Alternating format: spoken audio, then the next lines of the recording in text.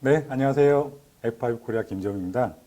네, 지난번 저희 엔진엑스 에피소드 첫 번째 이야기에 이어서 오늘은 제가 엔진엑스 백투 더 베이직 두 번째 이야기를 준비를 하게 됐습니다. 그러면 제가 두 번째 이야기에서는 어떤 내용을 좀 살펴볼지 먼저 소개를 드리고요.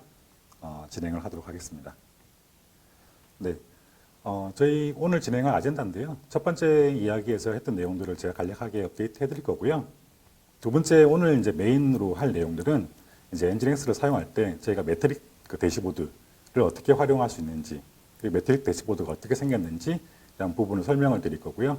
그리고 키 밸류 스토어라는 내용이 새롭게 추가된 내용이 있습니다. 이 키 밸류 스토어를 어떻게 저희가 좀 더 잘 활용할 수 있는지 대한 부분 설명을 드릴 거고, 그리고 캐시 매니지먼트, 그리고 마지막으로는 인증 관련된 내용. 제가 제이슨 웹 토큰, JWT 많이 사용하시잖아요. 이 제이슨 웹 토큰에 대한 인증 활용을 어떻게 할 수 있는지에 대한 부분으로 설명을 드리도록 하겠습니다. 네, 여기 지금 제가 표시했던 QR코드를 보시게 되면 저희 지난 에피소드 1에 대한 세미나 내용들을 보실 수가 있습니다. 혹시나 저희 에피소드 1을 좀 놓치셨다면 에피소드 1에서는 저희가 엔진엑스에 대한 설치, 그리고 엔진엑스를 웹서버로 어떻게 동작시킬지, 그리고 엔진엑스를 리버스 프록시로 어떻게 이제 사용하는지에 대한 부분들이 잘 설명이 되어 있습니다. 이런 부분들은 이 에피소드 1 내용들을 좀 한번 확인하시고 진행하시면 좋을 것 같습니다. 네, 제가 오늘 진행할 엔진엑스 에피소드 2에 대한 세미나 코드 정보는요, 밑에 보이시는 이 URL, GitHub 쪽에 제가 관련된 오늘 테스트를 다 보여드릴 거예요. 이 테스트 코드들이 GitHub에 다 올라와 있거든요. 여기를 보시면 될 것 같고요. 에피소드 1 영상이랑 다음에 우리 예정된 에피소드 3 영상에서도 마찬가지로 저희가 오늘 영상을 녹화를 해서 남겨드릴 수 있도록 하겠습니다. 네, 오늘 제가 진행할 그 에피소드 2에 대한 랩 환경은요, 에피소드 1의 랩 환경이랑 크게 다르지는 않습니다. 저는 오늘은 좀 다양하게 보여드리기 위해서 외부의 애플리케이션 서버를 좀 활용했는데요. 혹시라도 외부 애플리케이션 서버를 활용하시지 않더라도 자체적으로 저희가 서버를 구동시키고 앞단에 엔진엑스를 구성하는 방법도 제가 나중에 랩 하실 때 같이 한 번 더 업데이트 드릴 거예요. 그 부분을 참고하셔가지고 테스트 구성하시면 됩니다. 실제로는 저희가 엔진엑스를 테스트하는 데서 그렇게 많은 환경이 필요하지는 않습니다. 저희가 저 같은 경우에는 지금 맥북에 지금 그 VM 환경을 만든 다음에 그 VM에 엔진엑스를 올려서 테스트하는 경우가 많은데요. 이렇게 간단하게 뭐 별도의 애플리케이션 서버가 없이도 자체적으로도 이렇게 테스트가 충분히 가능하거든요.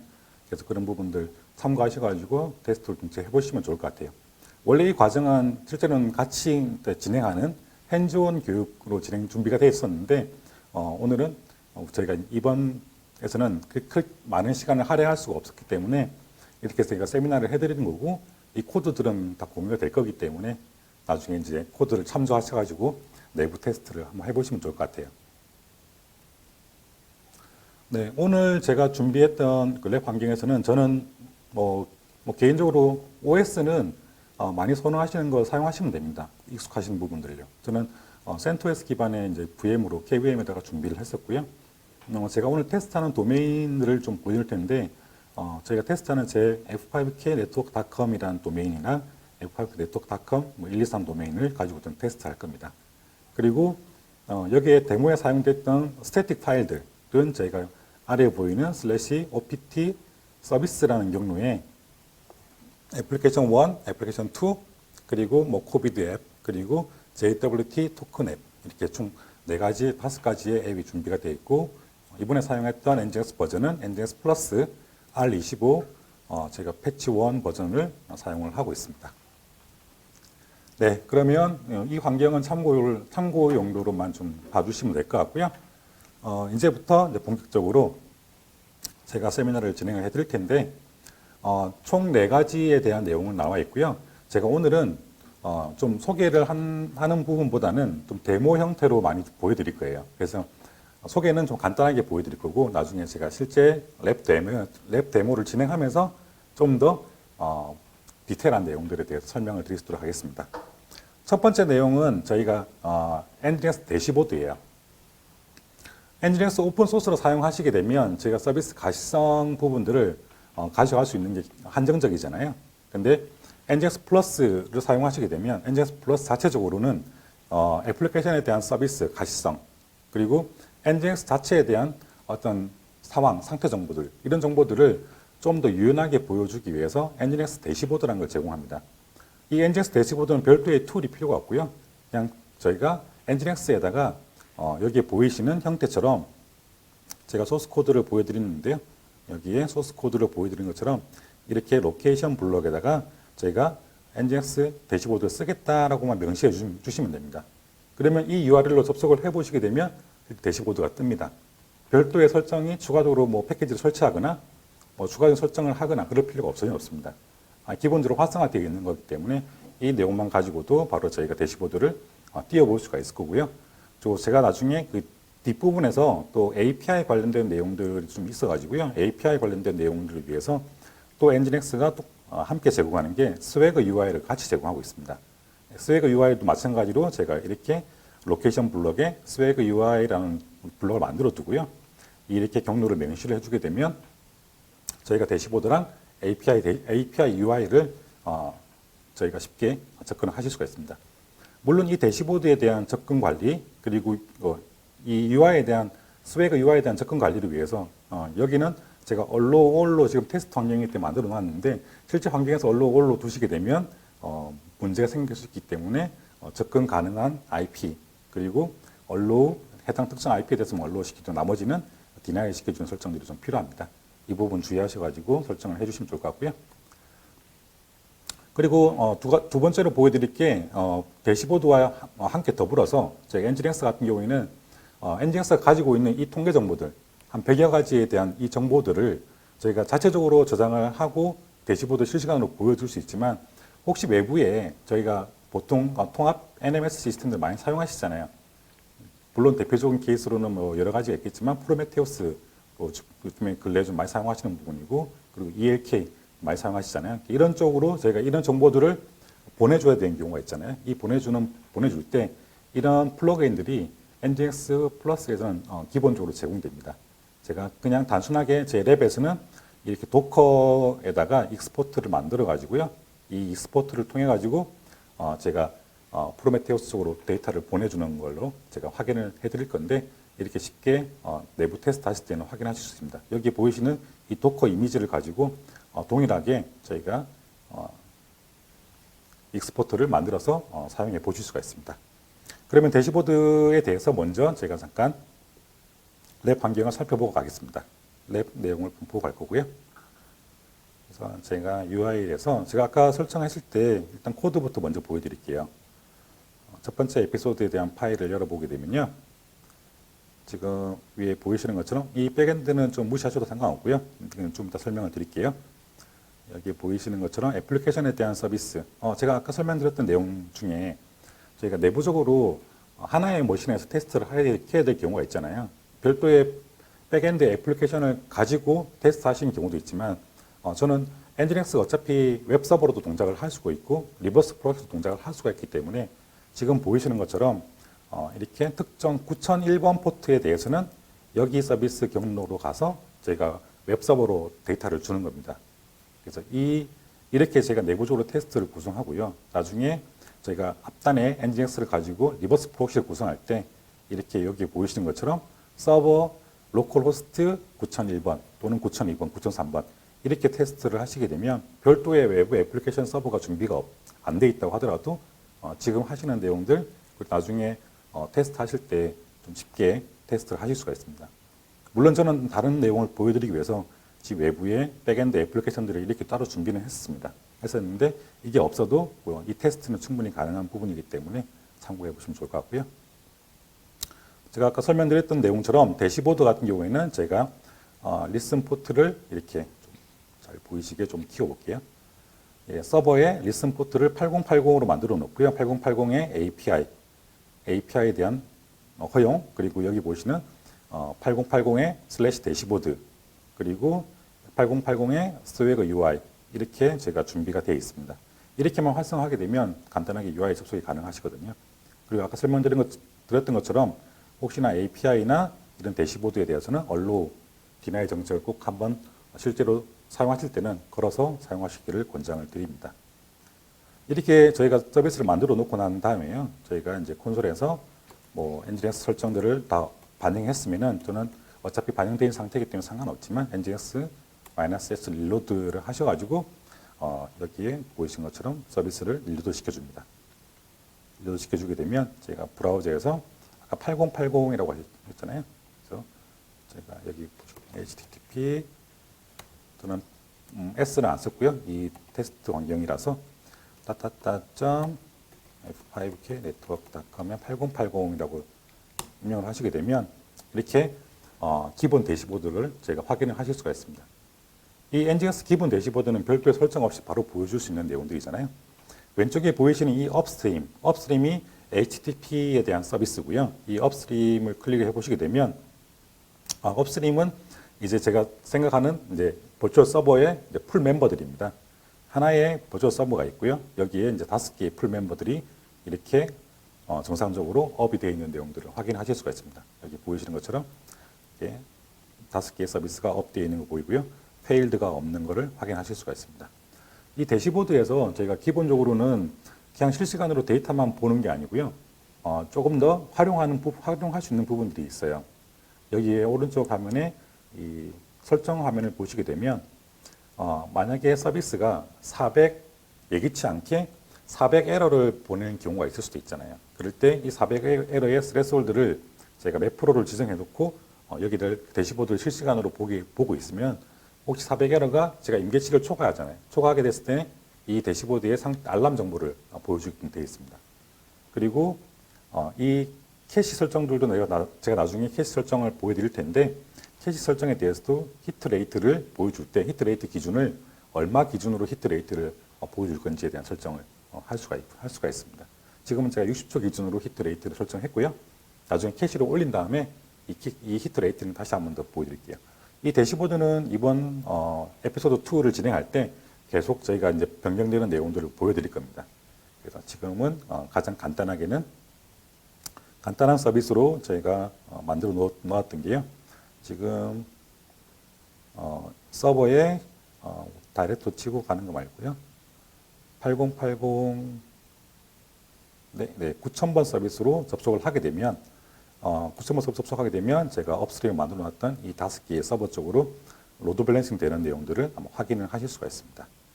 제가 그러면 테스트 사이트에서 http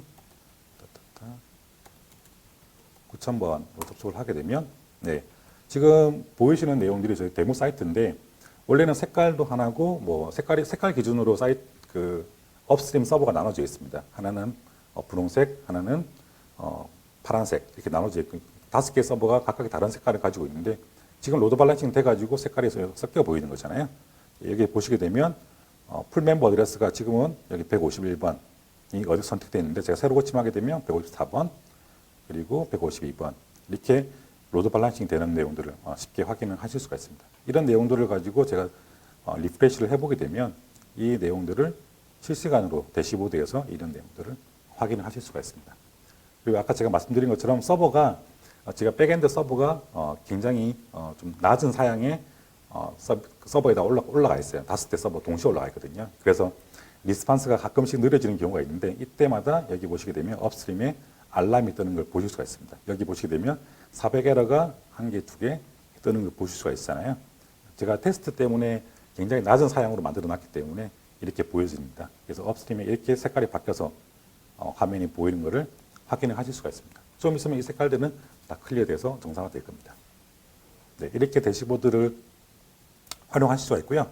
그리고 저희가 업스트림에 갔을 때 저희가 기본적으로 얘는 대시보드를 보는 데만 끝나는 게 아니고요. 여기에 백엔드 서버에 대해서 제가 정보를 업데이트하거나 또는 변경을 하실 수가 있습니다. 실제로 서버를 제가 NGINX 컨피그 파일에 수정하지 않더라도 여기서 직접 제가 add 서버를 하게 되면 add 서버를 제가 예를 들면 10.1점, 10점, 155, 156으로 제가 만들어 두고요. 서버 어드레스, 그다음에 서버 라우트, 그다음에 웨이트는 똑같이 똑같이 주지 말고요. 그리고 서버 상태에는 업으로 주고 이렇게 하면 지금 보이시는 것처럼 156번에 대한 서비스가 추가되는 걸 확인하실 수가 있어요. 제가 일반적으로 NGX는 다 컨피그 파일을 수정해서 리로딩을 해야지만 적용되는 걸 알고 있잖아요. 근데 이 대시보드에서도 간단한 기본 작업들에 대해서는 많이 사용되는 작업들에 대해서는 이 풀멤버를 추가하는 작업 또는 풀멤버를 삭제 또는 다운시키는 작업들도 모두 이 대시보드에서 바로 작업이 가능합니다.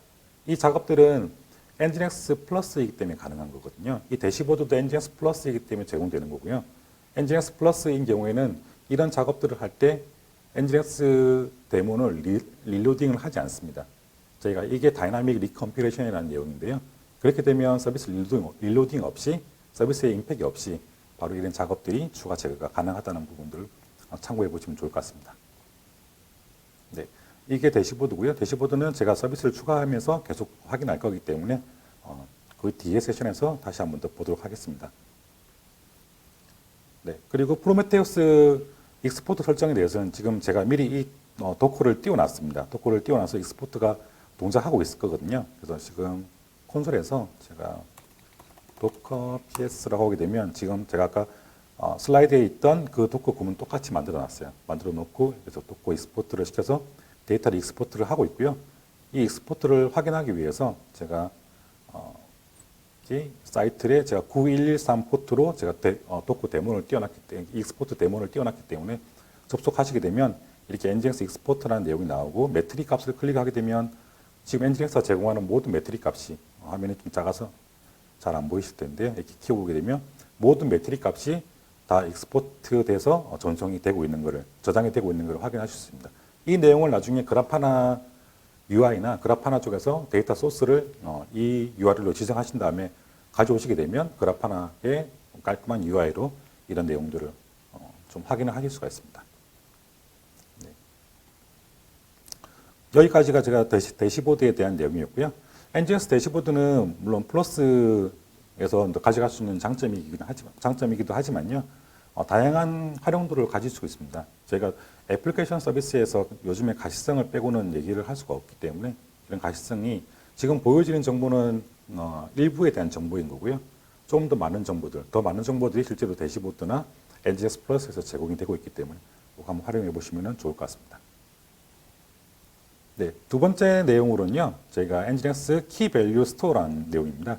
키 밸류 스토어는 아마도 처음 들어보신 내용일 거예요. 왜냐하면 NGX 오픈 소스에서는 키 밸류 스토어라는 내용이 없었거든요. 그래서 키 밸류 스토어를 저희가 가지고 어떻게 좀 더 쉽게 좀 더 서비스에 활용할 수 있는지에 대한 부분들을 좀 확인해 보겠습니다.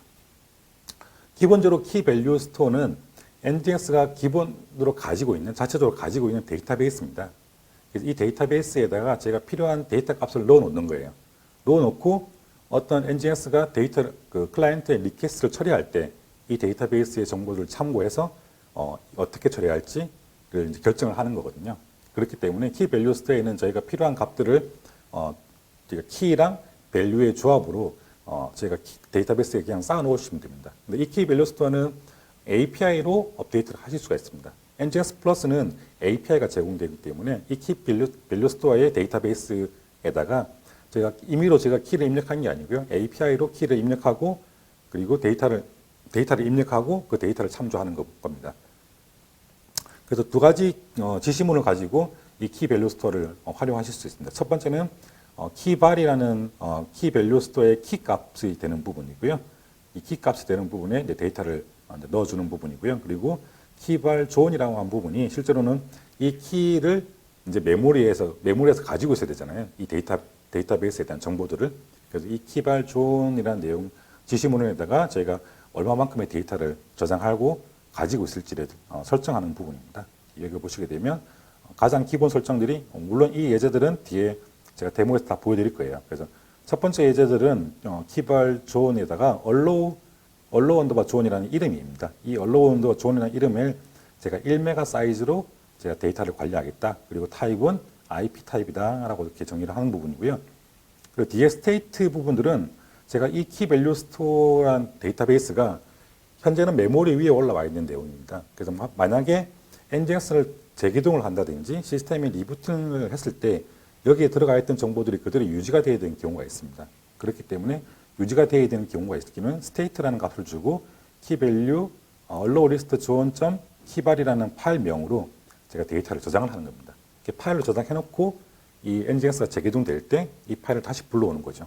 이런 식으로 이제 값을 저장을 하는 부분이고요. 그리고 키 값은 리모트 어드레스란 타겟 기준으로 이 두 가지 값을 기준으로 인자로 해서 데이터가 쌍으로 들어가 있습니다. 나중에 샘플 한번 보여드릴게요. 두 번째 예제는 나중에 이제 세 번째 예제로 보여드릴 인증서 관리 부분인데요. 지금 보이시는 것처럼 SSL 저희가 많이 사용하는 SSL 인증서 그리고 인증서 SSL 키 값들을 지금은 고정으로 nginx 위에다가 등록을 해놓고 업로드 해놓고 그 위치를 그대로 불러 쓰시잖아요. 근데 키 밸류 스토어라는 내용들을 활용하시게 되면 이 데이터를 고정으로 두고 쓰는 게 아니고 제가 동적으로 제가 업데이트를 받아서 사용하실 수가 있습니다. 나중에 이 부분도 데모에서 한번 보여드릴게요. 네, 키 밸류 스토어에 대한 설정들은 아까 설명드린 내용과 동일한 부분이고요. 이 코드 값들은 똑같이 저희가 GitHub 쪽에서 참고해 보시면 될 것 같습니다. 첫 번째 예제로는 이 키 밸류 스토어를 가지고 많이 활용하시는 게요. nginx로 트래픽이 들어올 때 이 사용자의 IP 어드레스를 키 밸류 스토어에서 확인합니다. 그래서 이 사용자 IP가 우리가 알고 있는 예전에 확인됐던 악의적인 IP였다면 저희가 이 키 밸류 스토어에다가 API로 이 IP를 악의적인 IP로 등록을 해줍니다. 등록을 해주게 되면 사용자 리퀘스트가 들어왔을 때 저희가 키 밸류 스토어에서 이런 구문을 가지고 간단하게 혹시나 이 IP 어드레스가 저희가 이제 차단해야 되는 타겟 IP이라면 저희가 403 에러 값을 포비든 값을 리턴을 시켜줍니다. 그러니까 허용을 하지 않는 거죠, 서비스를. 만약에 사용자 IP가 여기 타겟 값에 포함되어 있지 않다면 정상적으로 서비스는 저희가 설정했던 로케이션 쪽으로 넘어가게끔 될 겁니다. nginx를 기존에 많이 활용하시는 분들이 보통 다른 서드파티 모듈을 가지고 이런 기능들을 구현을 하고 계세요. 근데 서드파티 모듈을 쓰는 것보다는 저희가 자체적으로 제공한 키 밸류 스토어를 활용하시게 되면 굉장히 쉽게 서비스를 이런 형태의 블락킹한 서비스를 관리를 하실 수가 있고, 물론 이건 간단한 예입니다. 이 IP에 대한 allow deni에 대한 정책만 활용하시는 게 아니고요. 훨씬 더 많은 부분들로 키 밸류 스토어는 활용하실 수가 있기 때문에 참고해 보시면 좋을 것 같습니다. 네, 두 번째로 제가 보여드릴 내용들은 인증서 관리 부분인데요. 제가 인증서 관리 부분들은 지금 보이시는 것처럼 인증서를 저희가 키 밸류 스토어에다가 키 값이랑 이 인증서 값을 넣어 놓고요. 그리고 저희가 인증서를 불러올 때 첫 번째로는 이렇게 불러옵니다. 특정 경로를 여기에다가 제가 SSL 언더바 서버 언더바 네임이라는 정보를 주고 키 값을 주게 되면 해당 SNI 값이 매칭되는 키 값이나 인증서 파일들을 그대로 로딩을 시켜서 여기다 사용할 수 있습니다. 이런 방식이 저희가 두 번째로 SSL을 관리할 때 좀 많이 활용하는 방식인데요. 제가 이 방식은 키 밸류 스토어를 사용하는 방식이 아닙니다. 이 방식은 키 밸류 스토어를 활용하는 방식이 어떤 내용인지 설명드리기 위해서 함께 설명드리는 내용이거든요. 이거는 기존에 저희가 일반적으로 많이 사용했던 방식이라고 봐주시면 돼요. 그런데 이 방식을 저희가 이렇게 바꾸면 얼마나 쉬워질지 한번 보겠습니다. 키 밸류 스토어에다가 인증 저장하는 방식인데요. 이렇게 저희가 똑같이 SSL 언더바 키, SSL 언더바 cert라는 키를 만들어 놓고 여기다가 저희가 인증서를 업로드 시켜 놓습니다. 업로드 시켜 놓으면 메모리에 인증서가 올라와 있겠죠. 올라와 있고 SSL 서티피케이션이랑 키에 대한 정의 부분들을 제가 이렇게 데이터 콜론 cert.pem 이렇게 저 키 값을 여기 썼던 키 값을 제가 여기다가 입력을 해줍니다. 그러면은 사용자가 리퀘스트를 처음 딱 보냈을 때, 그리고 여기 설정하실 때 서버 네임에 대한 정보들을 지정하지 않습니다. 지정하지 않으면 제가 8443이라는 서비스 쪽으로 들어왔을 때 어떤 서버 네임으로 들어왔든지 간에 제가 여기에 대한 매칭되는 키 값이 키 밸류 스토어에 저장이 되어 있다면 SNI 기반으로 해당 키랑 해당 인증서 정보들을 가져와서 SSL 트래픽을 안복화하는 데 사용을 합니다. 이렇게 쉽게 키 밸류 스토어를 가지고 SSL 인증서나 키 값들을 쉽게 활용하실 수가 있고요. 이 내용들을 자체적으로 관리하지 않고 나는 외부에 하시코프의 볼트라는 솔루션을 가지고 하시코프의 볼트라는 솔루션들을 이런 인증서 부분들을 저장을 하고 관리하는 솔루션들이 여러 가지가 있습니다. 대표적으로 하시코프 솔루션일 텐데요. 혹시나 그렇게 통합해서 관리를 하고 있다면 그 하시코프 솔루션들이랑 연동하는 부분들도 이 키밸류 스토어 기능을 가지고도 함께 활용하는 가이드가 이미 NGX 블로그에 가이드가 명시가 되어 있습니다. 그래서 혹시 이런 내용들이 꼭 필요하시다고 하게 되면 저희 블로그를 참고하셔가지고 활용해 보시면 좋을 것 같아요. 그래서 저희가 키밸류 스토어를 가지고 뭐 단순하게 IP 블락 처리도 가능하지만 이렇게 다이나믹하게 인증서를 관리하는 부분들도 가능하다는 부분들로 제가 설명을 드리겠습니다. 그리고 키밸류 스토어의 업데이트 부분들은 지금 보이시는 것처럼 이렇게 파일로 관리하는 게 아니고요. API로 다 관리합니다. API로 저희가 예를 들면 저희가 아까 제가 첫 번째 서비스를 만들 때 API를 열어놨잖아요. 8080에 대한 API를 열어놨기 때문에 이 API에다가 API 버전 그리고 HTTP 키발이라는 내용에다가 얼로 리스트 존을 정보를 가져오거나 밑에 보이시는 것처럼 포스트 메소드로 특정 IP들은 이렇게 얼로 메소드 이렇게 업데이트해서 블락킹 사이트로 등록한다든지 아니면 화이트 리스트로 풀어준다든지 이런 식으로 가능하고 똑같이 패치 메소드로 업데이트하는 것도 충분히 가능합니다. 네. 자세한 내용은 제가 이 슬라이드를 나중에 공유드리면 참고해 보시면 될 것 같고요. 데모에서 잠깐 보여드릴게요. 이 내용들을요. 첫 번째 잠깐만요. 네. 화면이 좀 크니까. 네. 첫 번째 예제는 됐고요. 두 번째 이제 키밸류 스토어에 대한 내용인데 첫 번째 제가 두 번째 파일을 보시게 되면 키밸류 스토어의 파일은 키밸류 아까 설명드렸던 키밸류 IP 블랙리스트를 만들어 놓고요. 이 블랙리스트에다가 제가 IP를 등록을 시켜 놓습니다. 그리고 8443 포트로 접속을 했을 때 이 블랙리스트에 포함이 되어 있으면 에러가 뜨는 거고요. 허용이 되어 있으면 제가 코비드 앱이라는 서비스로 접속을 하게끔 되어 있습니다. 먼저 8443 서비스로 한번 서비스 접속을 해보게 되면요. 제가 HTTP 8443 서비스 접속하게 되면 8443 네. 제가 설정만 하고 리로딩을 안 했네요. 네. 파일을 바꿔놓고 리로딩을 해줘야 됩니다. 설정을 바꿨으면은 제가 nginx -s 릴로드를 해주게 되면 서비스가 됐을 거고요. 8443 http://8443 포트로 어딘가가 리다이렉션이 걸려져 있네요. 포트를 바꿔서 접속할게요. 제가 그냥 8008 혹시라도 이게 데몬이 다른 서비스 포트가 열려져 있을 수도 있기 때문에 8008로 네, 접속을 하게 되면 이렇게 코비드9 앱이 접속을 하게끔 되어 있습니다. 지금은 제 IP가 블랙리스트에 들어가 있지는 않습니다. 그래서 안 들어가 있기 때문에 그런 거고요. 제가 간단하게 API로 이 내용들을 쏠 수가 있는데요. API로 제가 사용하는 IP 어드레스가 지금 확인을 해보시게 되면 저는 1.1.1.100이라는 IP를 사용을 할 겁니다. 그래서 1.1.1이라는 100인 IP를 제가 블랙리스트에 등록을 해볼 거예요. 혹시 모르니까 제가 먼저 조회를 한번 해볼게요. 키밸류 스토어에서 어떤 IP가 지금 들어가 있는지를 조회를 해보게 되면, 네.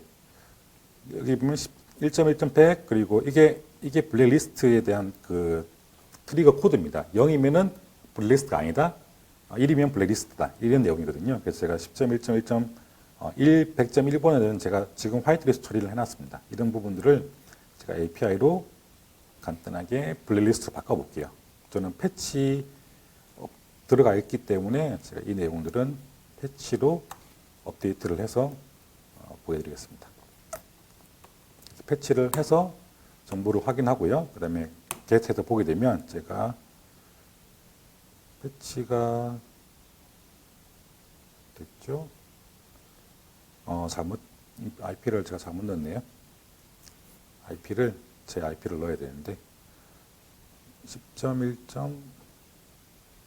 네, 100.1 10.1점, 100.1이 제가 실제로 사용하는 IP거든요. 10.1점, 100.1, 100.1을 제가 블랙리스트로 만들어주는 코드를 업데이트를 하겠습니다.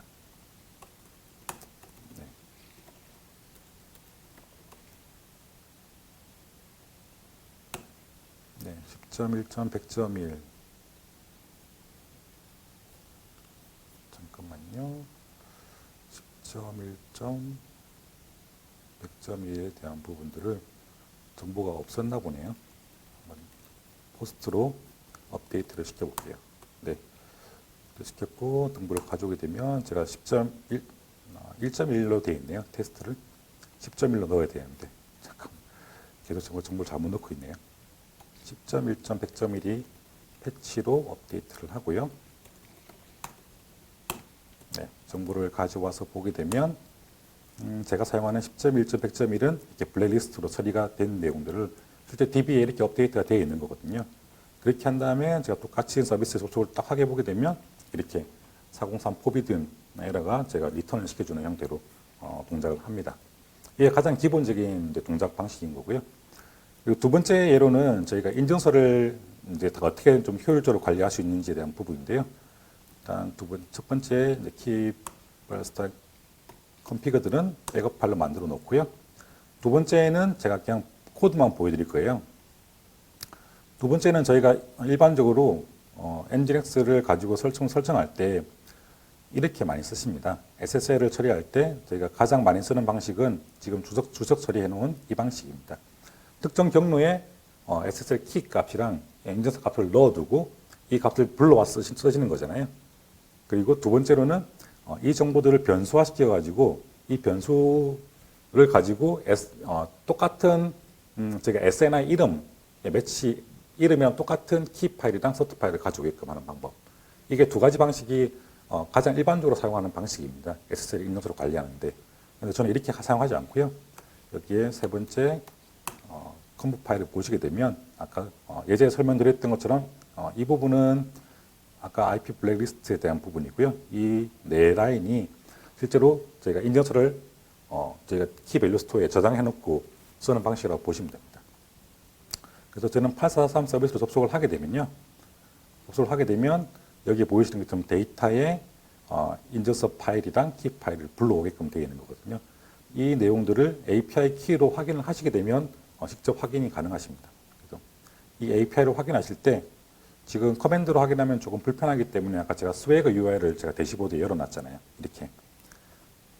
그래서 8080의 스웨그 UI라는 대시보드를 가지고 저희가 키 밸류 스토어를 한번 확인해 보겠습니다. 여기 보게 되면 HTTP 키 밸류 정보에서 저희가 키 밸류에서 어떤 내용을 확인할 수 있냐면요. 어떤 정보들을 제가 리스트를 물론 스웨그 UI를 저희가 사용하시게 되면 기본적인 API를 별도의 이제 컬이나 이런 커맨드를 포스트맨 이런 툴들을 사용하지 않고도 직접 API 쿼리를 확인해 볼 수가 있거든요. 그래서 저희가 필드를 try out으로 클릭하고요. 필드를 SSL 언더바 키라는 제가 키 밸류 값을 제가 확인해 보게 되면 지금은 키 값이 비어 있고요. 비어 있네요. 비어 있고 그다음에 SSL cert CRT 값을 보게 되면 이 값도 제가 실행시켜 보게 되면 현재 이 값은 다 비어 있습니다. 비어 있는 상태에서 제가 API로 제가 키 밸류 스토어에서 API로 이런 식으로 제가 포스트 명령을 통해 가지고 키 값을 등록을 할 겁니다. 지금 접속을 제가 3번 랩 과정에서 8443 포트를 열어보게 되면 SSL 에러가 뜰 거예요. 왜냐하면 여기는 지금 제가 키 밸류 스토어에 SSL 키랑 인증서를 올려놓고 접속을 해야 되는데 그렇게 안 했기 때문에 에러가 뜰 겁니다. 그래서 8443 서비스로 먼저 접속을 한번 해볼게요. 그래서 HTTPS, 얘는 HTTPS고요. 물론 스페셜이 8443 접속하게 되면 지금 보이시는 것처럼 여기 잘 보이실지 모르겠지만 커넥션 에러가 뜹니다. 얘는 커넥션 에러가 떠서 접속이 안 되는 부분을 보실 수가 있을 것 같고요. 제가 잠깐만요. 커넥션 에러가 뜨는 게 아니고 인덱스 마이너스 S 리로드 하시게 되면 네, 이렇게 돼야 됩니다. 컨디션 에러는 접속이 안 되는 거고요. 여기 보이시는 그점 SSL 프로토콜 에러가 떠야 돼요. 왜냐면 저는 SSL로 접속을 했는데 거기 맞는 키 값이랑 인증서가 없거나 잘못됐기 때문에 이렇게 접속이 안 되는 거거든요. 그래서 이렇게 사이트가 뜨는 게 정상입니다. 이렇게 떠야 되고요. 제가 이런 내용들을 키 밸류 스토어에다가 API로 제가 카피를 해서 커맨드로 넣어 보겠습니다. 여기서 조금 화면이 네, 키 값을 넣었고요. 그리고 서티피케이트 인증서 값도 제가 이렇게 키 밸류 스토어에다가 값을 저장합니다. 키 밸류 스토어에 인증서를 저장할 때 조금 주의하실 점은 캐리지 리턴 라인 바꿈 부분에 대해서는 지금 제가 샘플에 보여주는 것처럼 역/n이라는 라인 바꿈이라는 표시를 같이 넣어 주셔야 됩니다. 넣어주지 않으면 API 쪽 입력할 때 에러가 좀 뜰 수 있거든요. 제가 키 밸류 스토어에 데이터를 업로드 시켰고요. 그리고 키 밸류 스토어는 NGX 리스 재시작이나 그런 내용, 그런 부분들이 필요하지 않습니다. 그래서 키 밸류 단순히 업데이트만 되어 있으면은 지금처럼 제가 사이트가 여기 보시게 되면 하나가 더 걸려 있습니다. 여기에 타겟 블랙리스트가 걸려져 있잖아요. 블랙리스트 부분들을 제가 화이트리스트로 처리를 해줘야 되는데 지금 여기에 지금 걸렸기 때문에 에러가 뜬 거고요. 제가 이 부분들을 제가 화이트리스트 처리를 해서 한번 볼게요. 네, 패치에서 제가 화이트리스트 처리하겠습니다. 제 IP 어드레스를 화이트리스트 처리해서 차단하지 마세요 라고 하기도 만들었고요. 접속을 해보게 되면 이제 SSL 사이트로 접속되는 걸 확인할 수 있습니다. 지금 SSL 서비스가 정상적으로 열렸죠. 이런 식으로 인증서나 키 파일들을 키 밸류 스토어를 활용해서 좀 더 쉽게 관리를 하실 수가 있습니다. 아까 제가 말씀드린 것처럼 이 내용들은 지금 자체적으로도 가능하지만 혹시라도 외부에 인증서 관리하는 하시코프 솔루션이 사용하고 있다면 그 솔루션과도 쉽게 연동이 가능합니다. 네, 그 다음으로 제가 설명드릴 내용들은 캐시 매니지먼트입니다. 캐시 관리는 제가 일반적으로 많이 사용하시는 부분이기 때문에 조금 빨리 좀 넘어가도록 하겠습니다. 캐시는 다들 아시죠? 어떤 데이터가 들어왔을 때 이 특정 데이터들이 여기 시스템의 NGX에 저장을 파일이나 메모리에 올려놓고 원모 서버로 더 이상 가지 않게끔 캐시를 해주는 역할들인데요. 가장 많이 쓰고 있는 NGX 역할 중에 기능 중에 하나입니다. 캐시 설정을 할 때는 지금 화면에 보이신 것처럼 캐시 패스 설정, 캐시 용량을 얼마만큼 설정할 거고 캐시를 얼마 동안 보관할 거고 그리고 얼마 뒤에 폐기할 건지에 대한 내용이 들어가 있고요.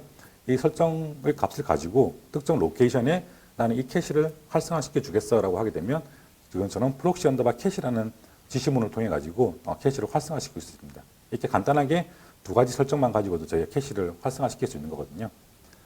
그리고 이 캐시 설정에 대해서는 제가 좀 자세하게 설명을 드리고 싶었는데 시간이 조금 부족하기 때문에 제가 지금 보여주신 것처럼 이 슬라이드를 보시고 이 값들이 의미하는 내용들이 뭔지를 좀 이해하시고 이 지시문을 활용하시면 좋을 것 같습니다. 이 지시문을 통해 가지고 캐시 설정을 하는 부분이고요.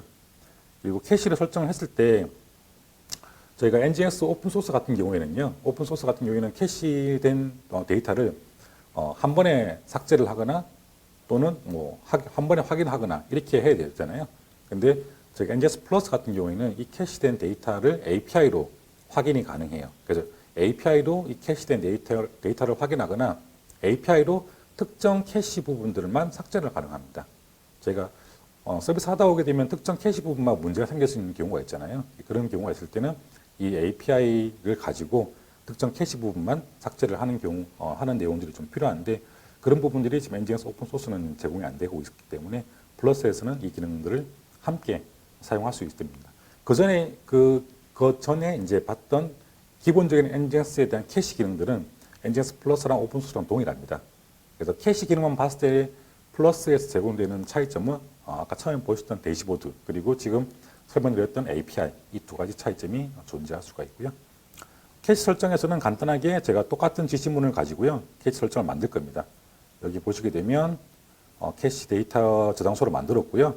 그리고 존 파일을 설정했고 특정 로케이션에서 캐시를 하라고 정의했습니다. 그리고 API 기반의 캐시 엔트 삭제 부분들도 제가 시간이 되면 함께 보여드리도록 하겠습니다. 그러면 이 부분도 데모를 가지고 한번 보여드릴게요. 네, 그 다음에 캐시 매니지먼트에 대한 내용을 가지고 보여드릴 거고요. 네, 캐시 매니지먼트는 아까 설명드린 것처럼 캐시 패스에다가 저장소를 만들어 놨습니다. 저장소는 100메가로 만들어 놨고요. 그리고 서버는 8092로 가게 되면 제가 8095번 서버로 그 로케이션이 프록시 하게끔 되어 있습니다. 8092로 접속을 하게 되면 여기에 필요한 캐시 설정들이 제가 해놨습니다. 이 로케이션으로 들어오게 되면 캐시를 할 거야 라고 제가 지정한 거거든요. 8092 서비스 데모를 열어놨고요. 제가 그러면 파일을 바꿨기 때문에 nginx-s 릴로드를 하고 8092 포트로 한번 접속을 해볼 수 있게 하겠습니다. http 8092번 똑같은 이제 코비드-9 앱이 떴는데 제가 여기서 좀 보셔야 될 부분들이 인스펙션을 가지고 먼저 대시보드를 한번 볼게요. 제가 캐시를 활성화시켰잖아요. 그러면 여기 대시보드에 없던 게 보였죠. 이게 오른쪽에 캐시라는 내용들이 보였습니다. 이 캐시라는 내용들이 자동으로 대시보드에 올라오고요.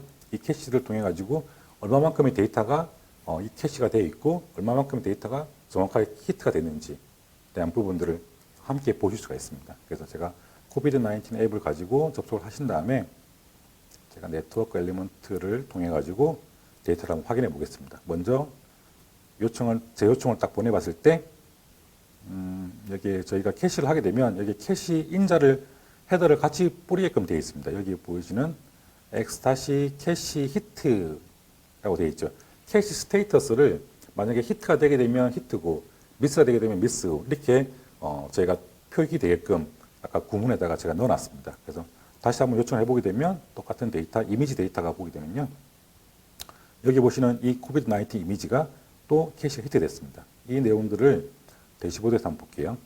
네, 지금 보게 되면 대시보드에서 100% 데이터가 히트됐다는 내용들을 보실 수 있습니다. 전체 리퀘스트가 물론 제가 테스트 환경이기 때문에 이렇게 만들어 놓은 거고요. 필요할 경우에는 이미지라든지 스태틱 컨텐츠에 대해서 이렇게 캐시를 하라고 해야 되는데 지금은 제가 풀 캐시를 걸어놨기 때문에 모든 리퀘스트가 모두 히트가 된 거예요. 그래서 히트 레이트가 100%로 이렇게 표기되는 걸 보실 수가 있습니다. 이게 기본적인 캐시 설정들이고요.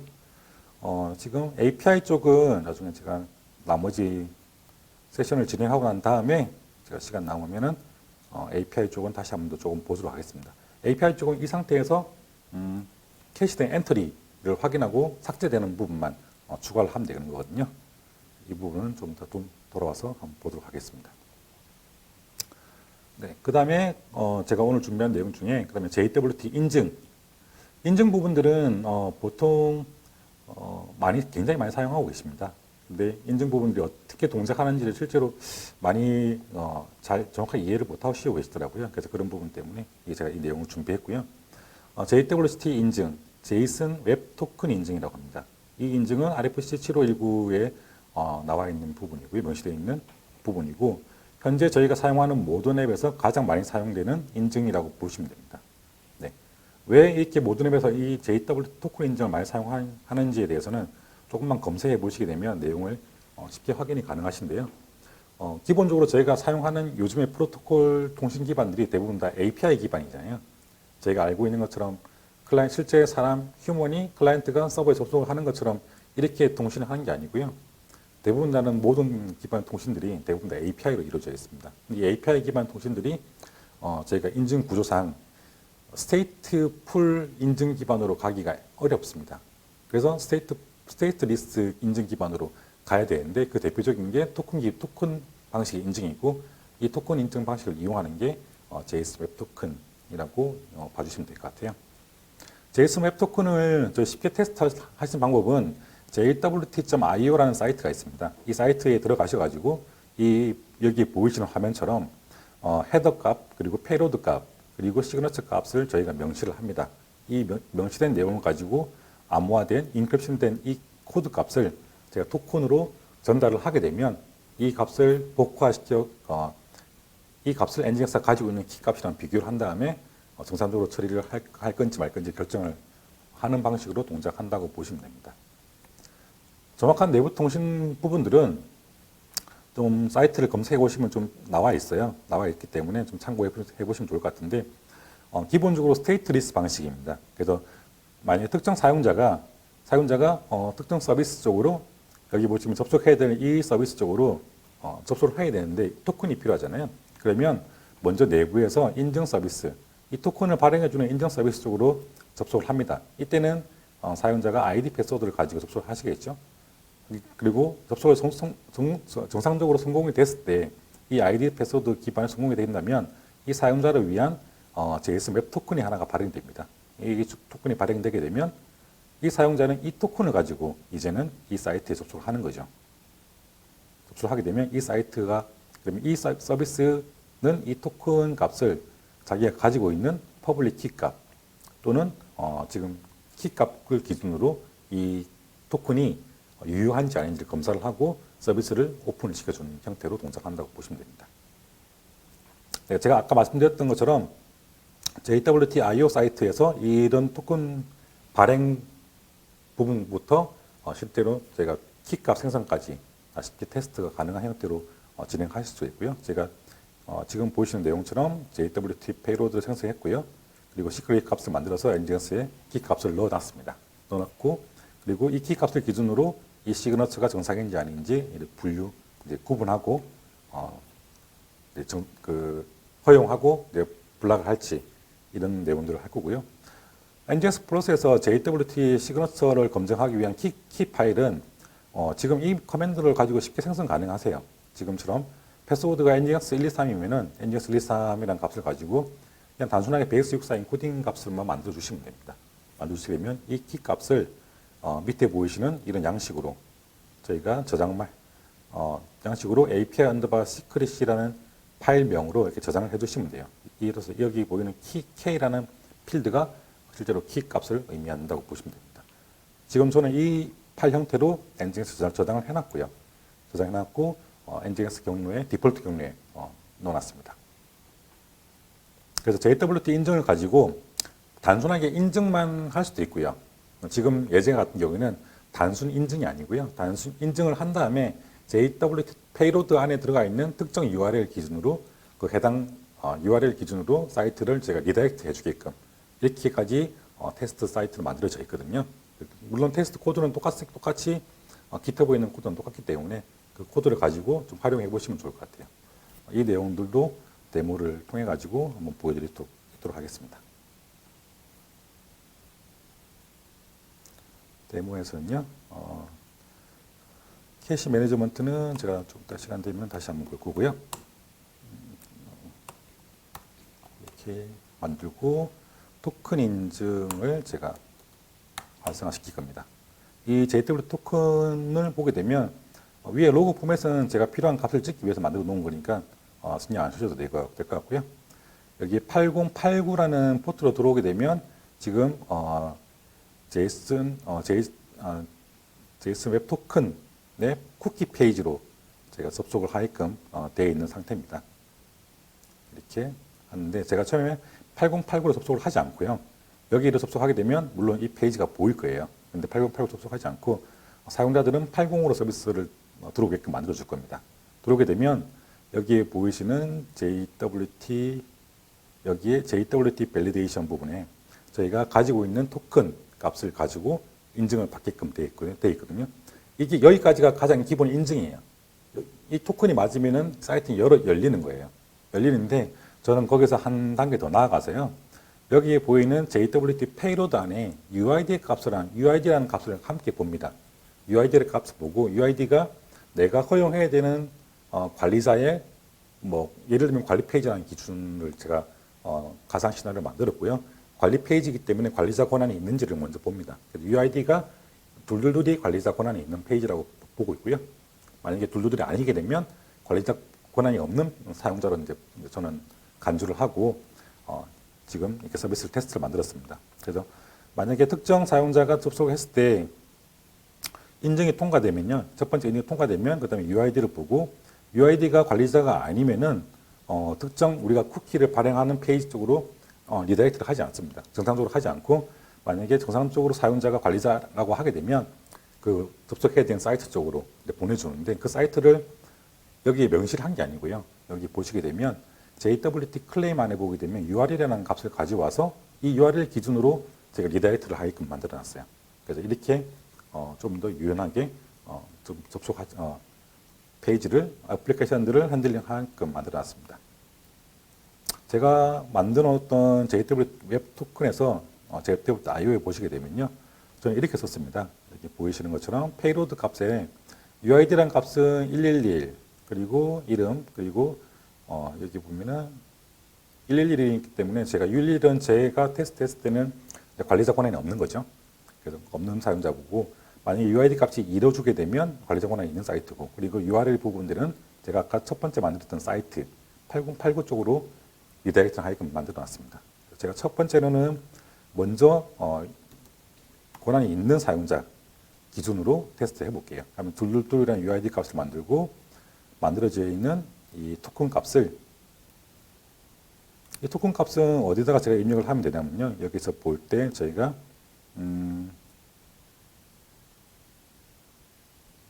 여기 보게 되면 클레임하는 부분들이요. 토큰이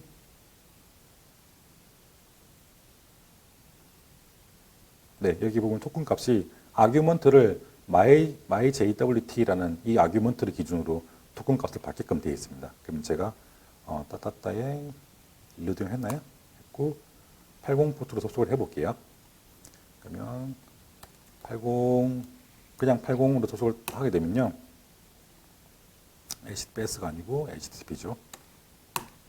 접속하게 되면 이렇게 인증이 제가 토큰 값이 없기 때문에 Authorization Required 페이지로 에러가 뜹니다. 에러가 뜨는데 제가 여기다가 토큰 값을 입력을 해볼게요. 지금 제가 관리자 권한이 있는 사용자잖아요. 그래서 제가 가지고 있는 토큰 값이 myJWT라는 토큰 아규먼트 값에다가 제가 받았던 토큰 값을 넣어주는 거예요. 넣어주게 되면 이렇게 정상적으로 제가 가려고 하는 이제 페이지 쪽으로 리다이렉션을 걸어주는 거잖아요. 여기에 이제 내용들을 보시게 되면 제가 처음 접속했을 때 리퀘스트에서 네, 로케이션, JWT 클레임 UID가 둘둘둘이라는 내용을 확인하실 수가 있고요. 그리고 제가 페이로드에서 스테이터스의 리다이렉트 URL을 여기 가져와서 직접 이걸 활용하는 방법으로 이 내용들이 리다이렉트 됐고 정상적으로 접속이 됐다라고 볼 수가 있습니다. 그러면 제가 테스트를 위해서 만약에 관리자 권한이 없는 사용자, 이게 똑같은 내용인데 관리자 권한 없는 사용자예요. 이 사용자가 접속했을 때 어떻게 바뀌는지 한번 보겠습니다. 똑같이 토큰 값을 카피를 하고요.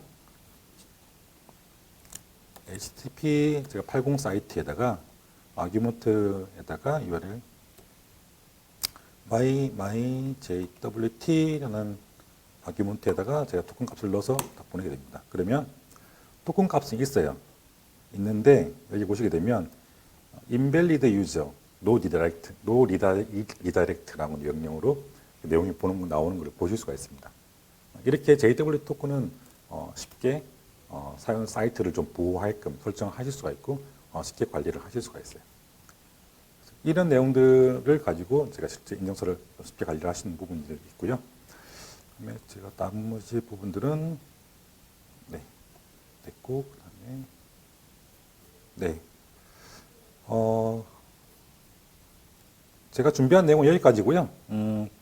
이 시간이 좀 한정적이라 제가 좀 자세하게 설명을 드리고 싶어도 좀 이렇게 대략 데모를 보여드리고 실제로 이 테스트에서 완성된 검증된 코드들은 제가 기타브 쪽에 다 올려놨거든요. 그래서 기타브 쪽에 참고하셔가지고 직접 테스트 해보시면은 좀 더 쉽게 내가 전달드린 내용들이 이런 내용이었구나 하는 내용들을 쉽게 이해하실 수 있을 거라고 생각이 듭니다.